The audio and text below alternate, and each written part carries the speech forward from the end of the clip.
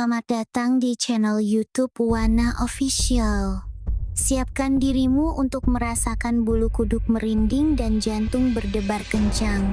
Di episode kali ini, kita akan menutup kisah mistis yang sudah menyelimuti kita beberapa waktu ini. Dengan judul yang menyeramkan, mereka terus mengikuti dari rumah ke rumah. Kami akan membawa kalian lebih dalam ke dalam teror yang tanpa henti. Bayangkan, di saat malam semakin larut, suara-suara aneh mulai terdengar dari sudut-sudut rumah.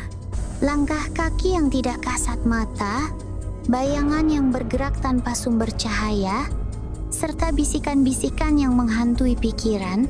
Semua ini tidak bisa dijelaskan oleh logika. Dan semakin kita mencoba mencari jawaban, semakin dalam kita terjebak dalam misteri yang mencekam. Apakah ada cara untuk menghentikan mereka? Ataukah kita hanya bisa pasrah dan berharap pagi segera datang? Mari kita ungkap akhir dari kisah ini bersama-sama. Siapkan dirimu, karena malam ini kita akan menghadapi kengerian yang terus mengikuti. Dari rumah ke rumah. Matikan lampu, duduklah dengan tenang, dan jangan lupa untuk subscribe dan nyalakan lonceng notifikasi agar kamu tidak ketinggalan cerita mistis berikutnya. Selamat mendengarkan.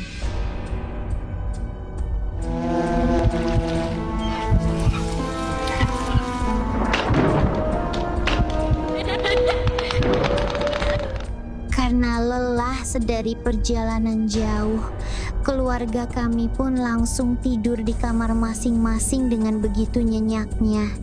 Di dalam kamar, aku masih bingung dengan perkataan ayah tadi. Meskipun begitu, aku juga harus segera ikut tidur karena waktu istirahatku masih sangat kurang. Kini keluargaku sudah kembali berada di rumah.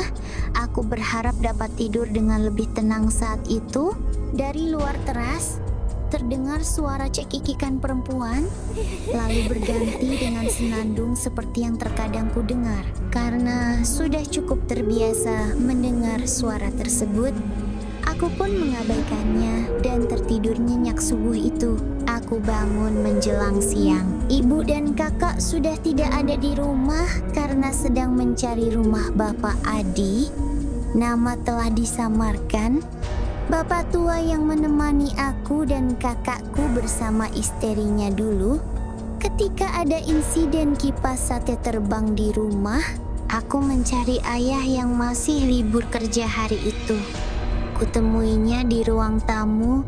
Ia sedang menonton TV. "Yah, aku mau tanya," ujarku membuka percakapan. Kusinggung lagi makhluk mistis yang kulihat di lorong tengah malam tadi, juga maksud dari komentarnya yang membuatku bingung. "Bagaimana sosok yang kamu lihat waktu itu?" tanya ayah. Aku menjelaskannya sesuai dengan apa yang aku lihat waktu itu. "Ayah pernah melihatnya juga?" tanyaku. Beliau mengangguk. Ayah bercerita bahwa pada suatu tengah malam di bulan lalu, ia belum juga bisa tidur sementara ibu dan adik laki-lakiku sudah lama terlelap. Karena acara TV sudah tidak ada yang menarik, ia pun mematikannya lalu rebahan sambil menatap langit-langit kamar dengan pikiran kosong. Dialihkannya pandangan ke dalam kamar mandi yang pintunya sedang terbuka saat itu. Tidak ada yang menarik sampai pandangan matanya tertahan pada lubang ventilasi di dalam kamar mandi tersebut. Bagian belakang dari kamar mandi adalah ruang makan.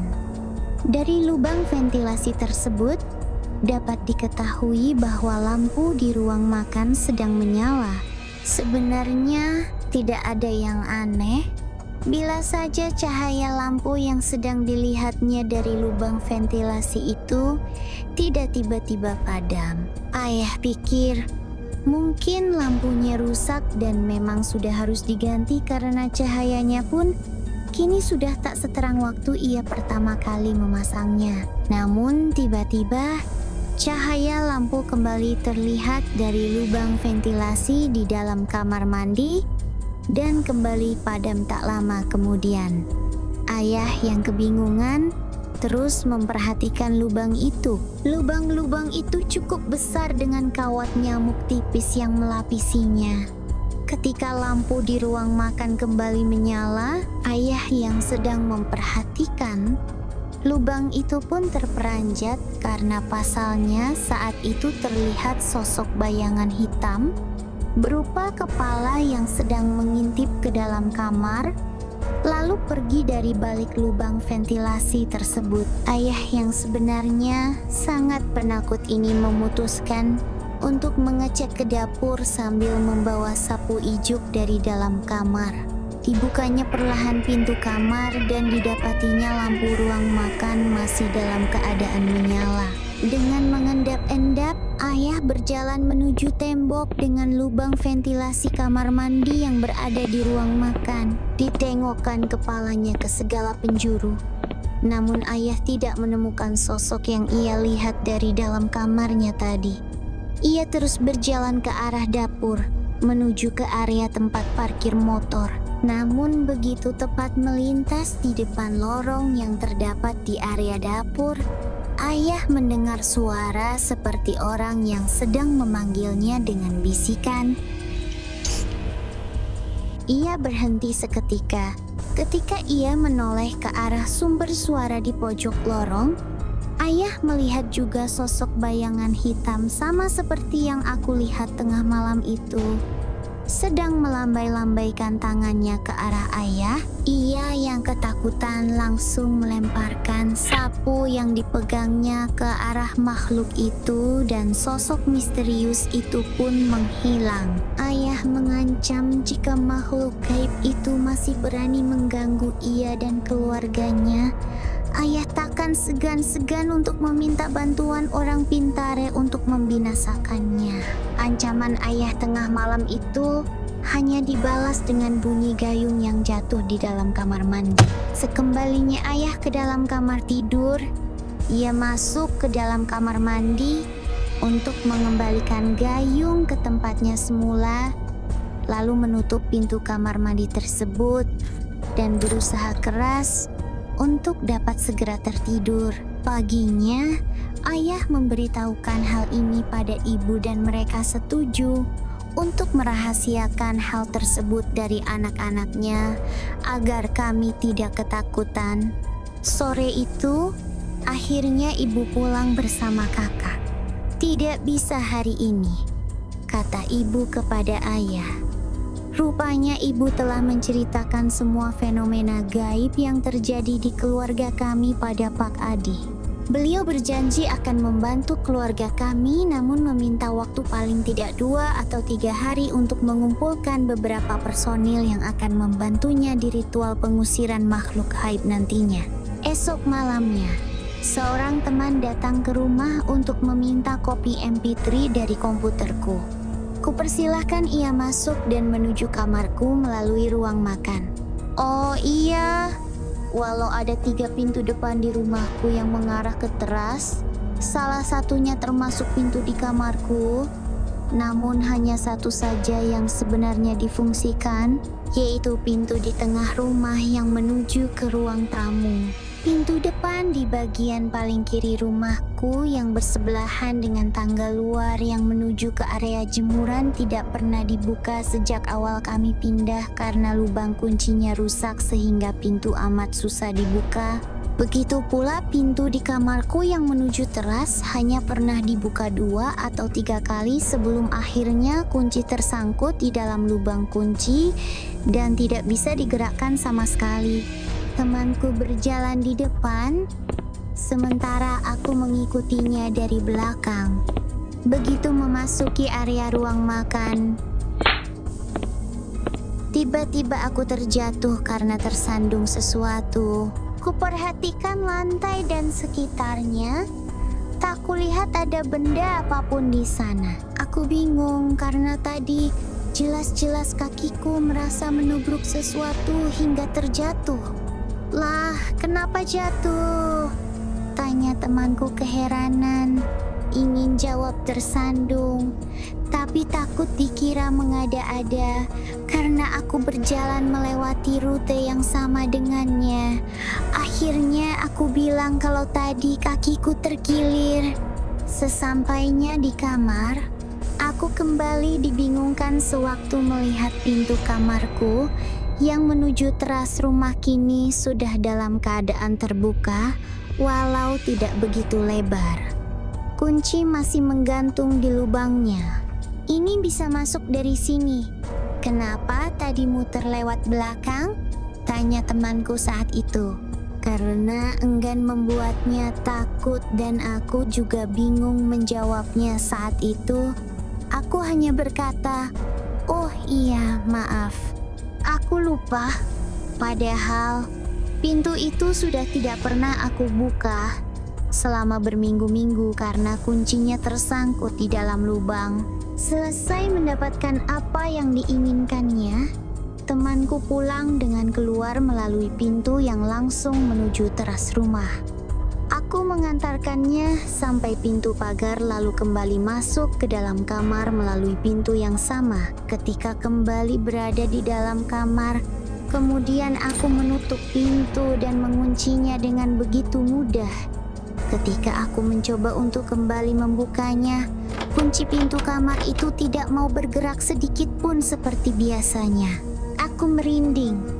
Orang rumah pun kebingungan sewaktu aku menceritakan hal ini. Esok sore harinya selepas maghrib, Pak Adi bersama 2 orang rekannya yang terlihat lebih muda datang ke rumah kami. Ketiganya hanya mengenakan pakaian biasa, kemeja putih dengan celana panjang hitam. Di tangan salah seorang di antaranya membawa botol mineral berisi air putih setengah penuh.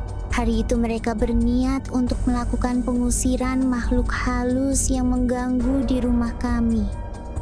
Aku mempersilakannya untuk masuk dan duduk di kursi, namun mereka semua lebih memilih untuk duduk bersila di lantai.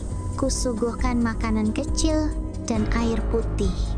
Sedangkan anggota keluargaku terlihat sedang duduk di atas kursi yang menghadap ke arah Pak Adi dan kawanannya dengan perasaan cemas. Malam itu, ayah belum pulang dari tempat kerjanya. Di rumah hanya ada ibu dan para anaknya. Pak Adi meminta agar pintu depan ditutup. Kakakku pun segera menutupnya. Selama saya di sini, harap semuanya terus membaca doa di dalam hati dan jangan pernah mengosongkan pikiran. Jangan bengong. Suruh bapak tua itu pada keluarga kami. Degup jantungku pun memacu lebih cepat mendengar perkataannya itu. Sebelum ritual dimulai, Pak Adi meminta kami untuk menunjukkan di lokasi mana saja kejadian mistis pernah muncul. Kami mengantarnya ke beberapa bagian rumah sambil menjelaskan dalam kengerian. Sepanjang melihat isi rumah, bapak itu hanya terus mengangguk, anggukan kepalanya sambil pandangan matanya merayap ke berbagai sudut lain yang tidak sedang kami jelaskan. Sesekali, ia memberi salam dan menciprakan air yang telah didoakan dari botol mineral yang dibawanya ke berbagai sudut ruangan. Di ruang makan dekat tangga, sesuatu di lantai menarik perhatian Pak Adi. Ia membungkukkan badan, membaca doa, memunguti sesuatu lalu memasukkannya ke dalam kantong celana. Sesuatu itu tak dapat kami lihat dengan mata telanjang. Usai hal tersebut, kami semua kembali ke ruang tamu dan duduk di tempat semula. Sebenarnya aku khawatir pada adik laki-lakiku yang masih SD saat itu. Ia duduk tepat di antara ibu dan kakakku sambil terlihat begitu ketakutan. Pak Adi melafalkan doa-doa. Kedua rekannya juga melakukan hal yang sama. Setelah mereka selesai, Pak Adi bertanya kepada kami semua, ada yang berani mencoba agar mata batinnya dibuka? Kami semua langsung menolak. kecuali adik laki-lakiku. Kelihatannya ia masih terlalu kecil untuk tahu apa itu mata batin. Ketika mata batin dibuka berarti seseorang tersebut akan memiliki mata ketiga. Ini bukan arti mata secara harfiah. Dengan mata ketiga, orang akan mampu melihat berbagai sosok makhluk halus di sekitarnya yang tidak dapat dilihat menggunakan mata biasa. Jika tidak memiliki keberanian yang cukup tinggi, maka orang itu dapat histeris dan jatuh pingsan. Bukan tidak mungkin akan meninggalkan trauma dan teror walau mata batin sudah kembali ditutup sekalipun. Tiba-tiba ibuku berkata, "Boleh deh, Pak." Namun setelah diyakinkan kembali oleh Pak Adi bahwa pembukaan mata batin ini bukanlah hanya untuk sekedar iseng-iseng, ibu kembali mengurungkan niatnya. Ritual pun dimulai. Pak Adi kembali melafalkan doa dan memberi salam pada para makhluk halus di rumah itu. Ia terlibat pembicaraan yang terlihat seperti percakapan satu arah oleh kami. Tiba-tiba, salah seorang rekannya kesurupan.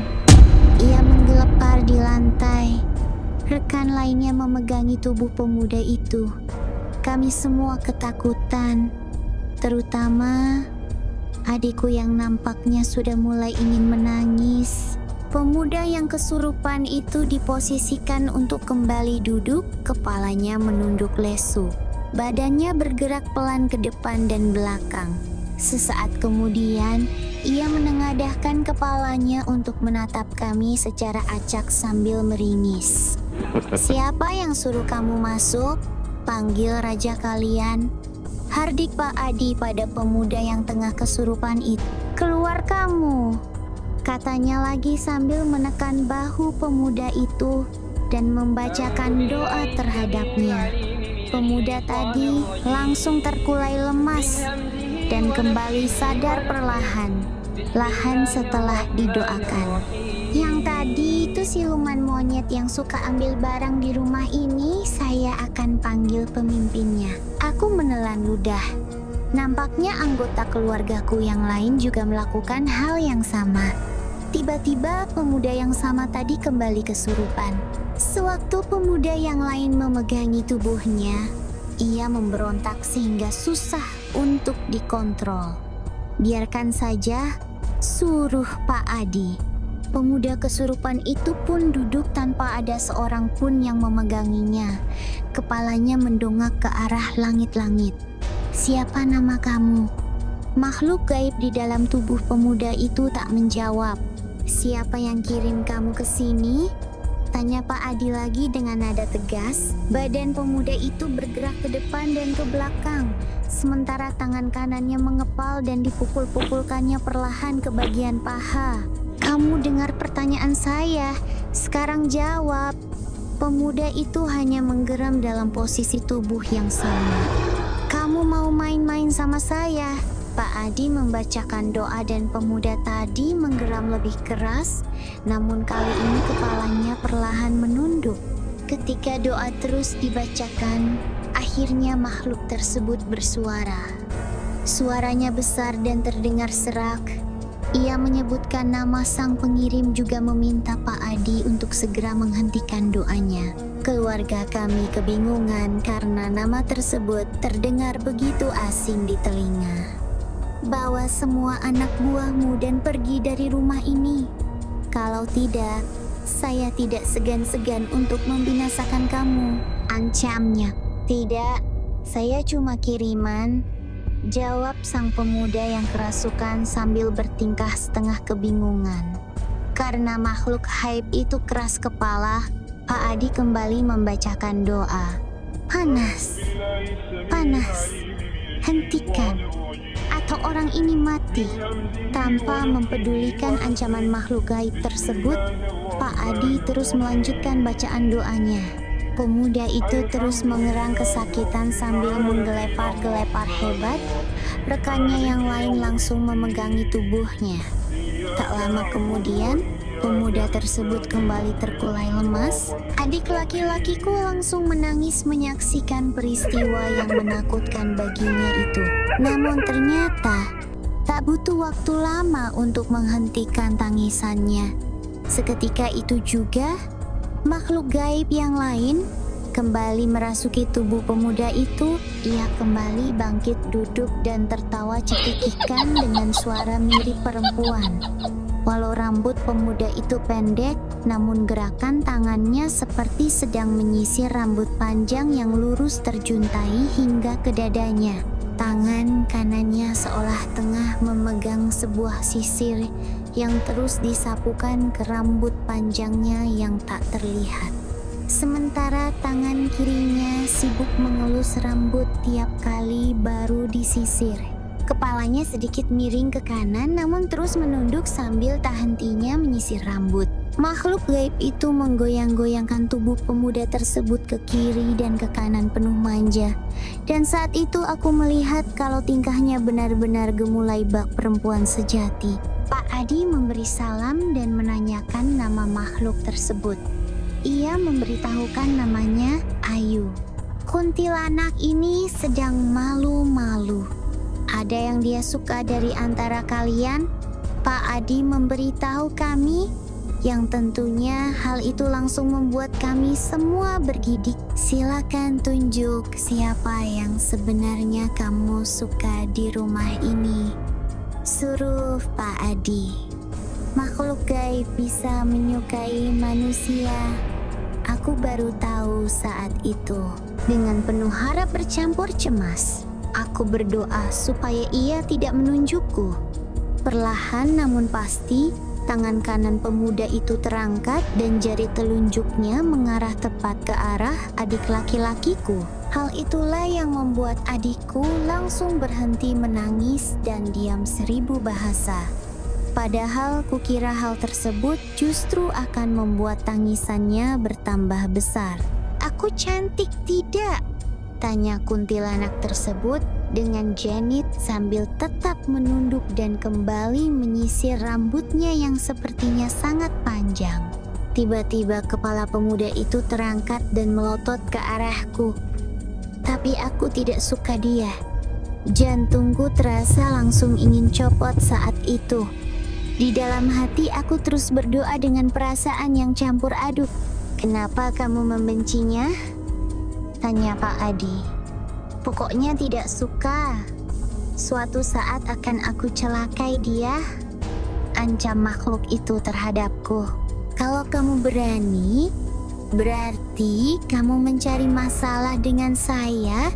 Pak Adi mengancam balik. Dengan sigap, ia langsung melafalkan bacaan doa untuk menghukum makhluk gaib tersebut. Namun bukannya ketakutan, pemuda yang sedang dirasuki kuntilanak tersebut malah melafalkan balik bacaan doa Pak Adi, lalu tertawa cekikikan. Kami jadi makin ketakutan. Aku sudah terlanjur menaruh banyak harapan pada bapak tua yang sedang ditertawakan oleh makhluk gaib tersebut. Dicipratkannya air yang telah didoakan ke muka pemuda tersebut, lalu Pak Adi berdiri dan memegangi kening sang pemuda. Sementara rekannya yang lain memegangi tubuh pemuda kerasukan yang mulai memberontak ke sana, kemari. Dibacakannya doa yang lain dan pemuda itu kini mulai meronta-ronta. Ampun, ampun. Aku akan pergi. Ampun. Makhluk gaib tersebut memelas. Pak Adi tidak percaya begitu saja. Ia meminta kuntilanak itu untuk bersumpah dan mengancam akan membinasakannya jika makhluk tersebut ingkar. Sesudahnya, pemuda itu terkulai lemas dan doa dilafalkan untuk membuatnya kembali tersadar. Pemuda tersebut disuruh minum banyak air putih untuk mengembalikan kondisi tubuhnya yang sudah cukup lemah saat itu. Sudah aman, kata Pak Adi kepada kami sambil membenahi diri. Sepertinya prosesi telah selesai.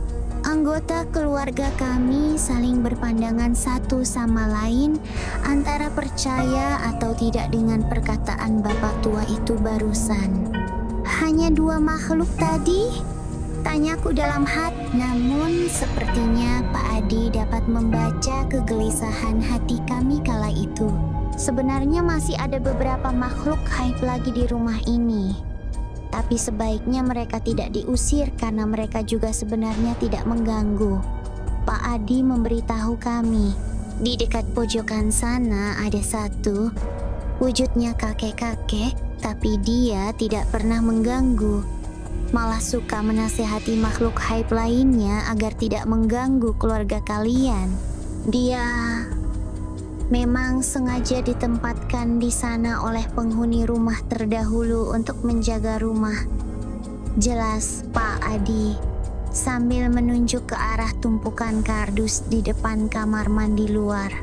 Dia kagum sama keberanian bak ini dan suka menyapanya, tambahnya sambil mengarahkan tangannya ke arahku.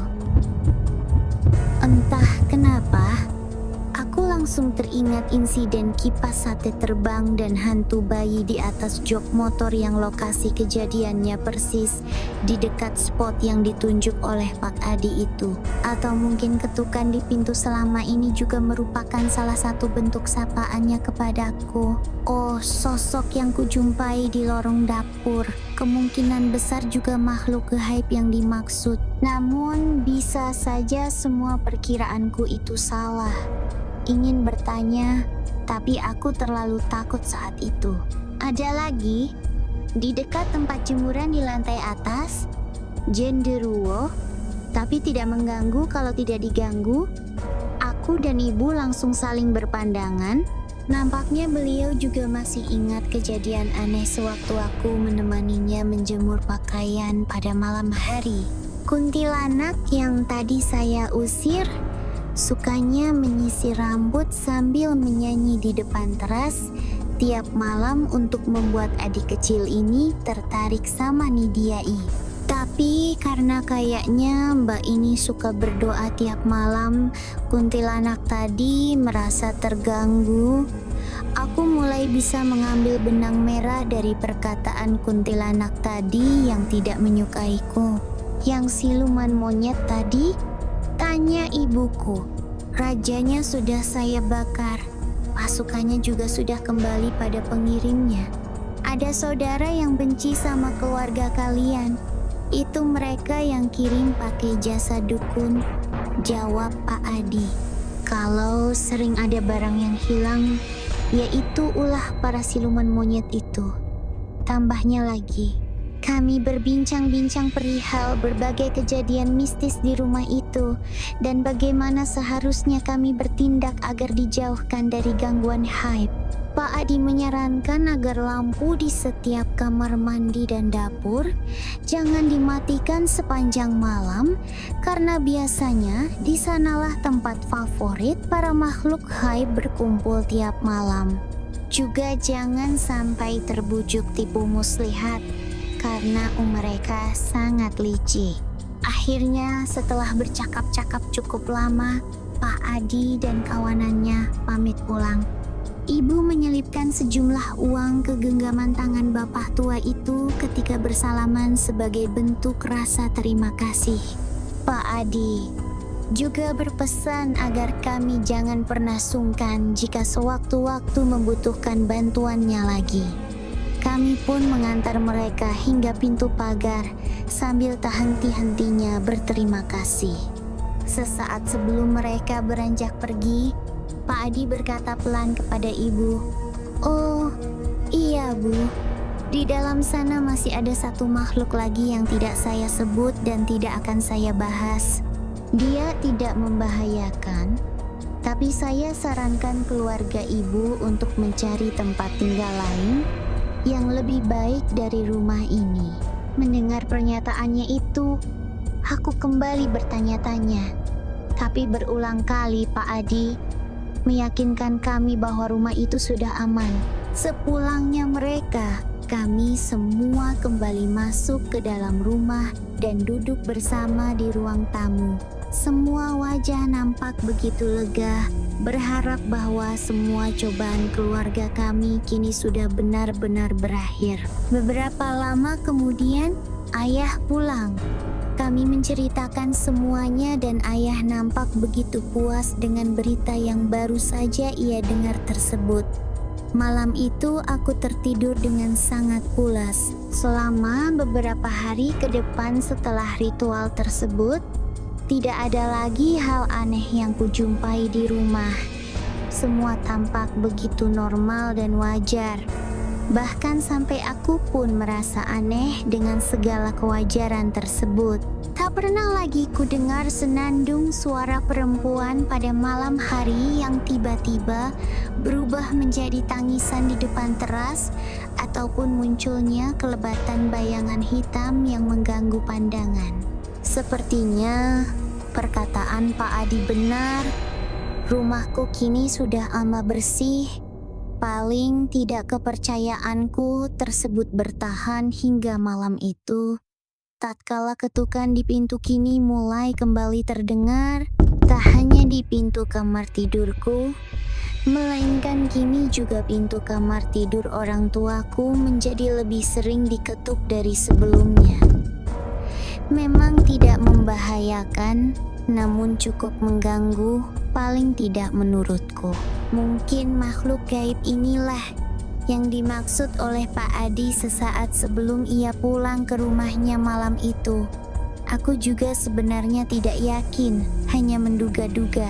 Namun secara keseluruhan, para makhluk gaib penunggu asli di rumah itu sudah tidak lagi terlalu berusaha untuk menunjukkan eksistensinya.